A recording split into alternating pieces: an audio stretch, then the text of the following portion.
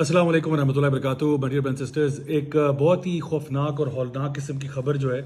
وہ social media پر circulate کر رہی تھی کہ لاہور میں رائے ونڈ میں ایک قاری صاحب ہیں جنہوں نے ایک بچے کو اپیرنٹلی تشدد کا نشانہ بنایا، ان کے ساتھ زیادتی کی بچے کے ساتھ، اور پھر اس کو ایک بلڈنگ کی چھت سے جو ہے دھکیل کے قتل کر دیا. مطلب وہ بچہ بتایا گیا کہ وہ ہسپتال میں دم توڑ گیا. جب میں نے بھی یہ خبر سنی تو میں تو بہت ہی پریشان ہوا، اور میں نے سوچا کہ میں اس کو اپنے انشاءاللہ شو میں بھی ٹاپک بناؤں گا. اور یقیناً ایسے لوگ، اگر کوئی ایسی حرکت کسی نے کی ہو تو ہمارا موقف اس پہ بڑا سخت ہے، اور ہم یہ کہتے ہیں کہ ایسے درندوں کو جو ہے وہ سخت سے سخت سزا دینی چاہیے، ان کو پھانسی کی سزا ہونی چاہیے اور پبلک ایگزیکیوشن ہونی چاہیے. اس میں کوئی ifs and buts نہیں ہونے چاہیے. لیکن پھر پتہ چلا کہ جیو نیوز کی خبر ایک آئی جس میں پتہ چلا کہ جو تحقیقات ہوئی ہیں، جو پریلیمنری تحقیقات ہوئی ہیں، ان سے پتہ چلا کہ جی ایسا کوئی معاملہ نہیں تھا، بلکہ بچہ جو ہے وہ بلڈنگ کی سیڑھی سے گر گیا تھا اور اس کی وجہ سے اس کی موت واقع ہوئی، اور کوئی اس کے ساتھ زیادتی کے علامات جو ہیں وہ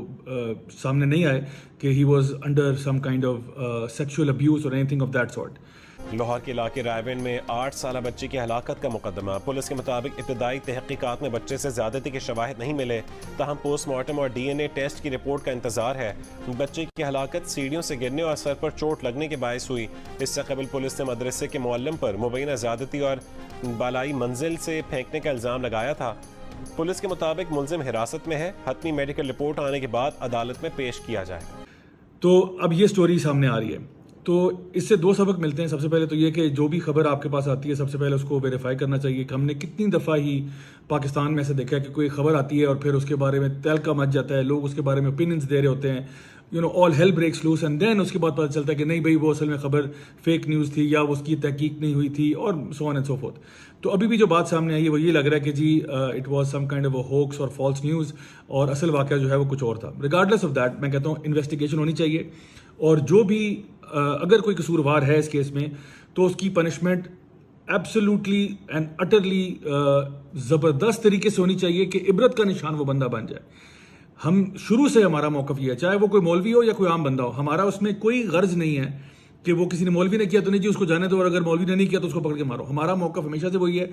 کہ اگر کوئی بھی شخص بچوں کے ساتھ زیادتی کرتا ہے اور اس قسم کی گھنونی حرکت اگر کرتا ہے، جس طرح کہ زینب کا واقعہ ہوا، ہم نے دیکھا جی سندھ میں ایک اسکول کا ٹیچر تھا، اس نے بچوں کے ساتھ زیادتی کی، پتہ نہیں اس کا کوئی پورنوگرافک کانٹینٹ جو ہے وہ اسکینڈینیوین کنٹریز میں شپ ہو رہا تھا. پھر اس کے علاوہ یہاں پہ ہمارے اسلام آباد راولپنڈی میں ایک بندہ پکڑا گیا جو کہ یونائٹڈ نیشنز کے کور کے اندر کام کر رہا تھا، وہ بھی بچوں کے ساتھ جو ہوتا ہے نا، جو ڈسپلیس چلڈرن ہوتے ہیں ان کے ساتھ کام کر رہا اور انہی بچوں کو یوز کر رہا تھا فار پورنوگرافک کانٹینٹ، اور وہ بھی سپلائی کر رہا تھا جو نا اسکینڈینیوین کنٹریز میں. تو ہم سمجھتے ہیں کہ اور چاہے کوئی مفتی ہو یا مولوی ہو یا جو بھی ہو، anyone who is, and I repeat this, anyone regardless of rank position whatever, کوئی بھی بندہ جو ریپ کا مرتکب ہے، کوئی بھی بندہ جو بچوں کے ساتھ سوڈمی کا مرتکب ہے، اس کی سزا جو ہے وہ ہماری شریعت کے مطابق جو ہے وہ ڈیتھ پینلٹی ہے، اور ناٹ جسٹ ڈیتھ پینلٹی، عبرت ناک سزا ہونی چاہیے. سو میں حکومت سے بھی مطالبہ کروں گا کہ بھئی کوئی بھی جب بھی ایسے کیسز آتے ہیں تو دیکھیں عوام کے اندر ایک غم و غصہ ہوتا ہے، واقعے کی پوری تحقیق ہونی چاہیے، پوری انویسٹیگیشن کریں، find out what the truth is. اگر تو بندہ اس کے اوپر فالس ایلیگیشن ہے تو اس کو پھر بری کرنا چاہیے، اگر فالس ایلیگیشن نہیں ہے تو پھر عبرت ناک سزا ہونی چاہیے، جو کہ انفارچونیٹلی ہمارے یہاں پہ نہیں دی جاتی.